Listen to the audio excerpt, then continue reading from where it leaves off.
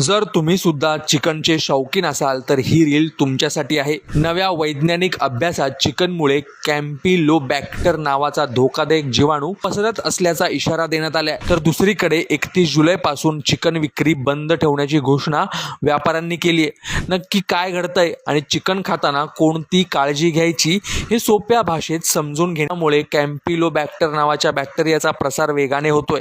हा बॅक्टेरिया पोटदुखी, ताप, अतिसार आणि उलट्या होण्यास कारणीभूत ठरतोय। तामिळनाडूतील चिकन व्यापाऱ्यांनी 31 जुलैपासून अनिश्चित काळासाठी ब्रॉयलर चिकन विक्री बंद ठेवण्याचा निर्णय घेतलाय। काही उत्पादक नियम न पाळता पक्ष्यांचं वजन कृत्रिमरित्या वाढवत असल्याचा व्यापाऱ्यांचा आरोप आहे। कत्तलीपूर्वी किमान 8 ते 12 तास पक्ष्यांना खाद्य न दिल्यास त्यांच्या आतड्यातील जंतू मांसावर लागत नाही। हे न पाळल्यास स्लामोनेला आणि ई कोलाई सारखे जीवाणू मांसात पसरू शकतात। चिकन नेहमी पूर्णपणे शिजवून खा। कच्चे आणि शिजवलेले मांस वेगळं ठेवा। चॉपिंग बोर्ड स्वच्छ ठेवा आणि हात साबणाने स्वच्छ करा। या नव्या रिसर्च नंतर आणि चिकन विक्री बंदच्या निर्णयानंतर तुम्हाला काय वाटतं कमेंट्स मध्ये नक्की सांगा।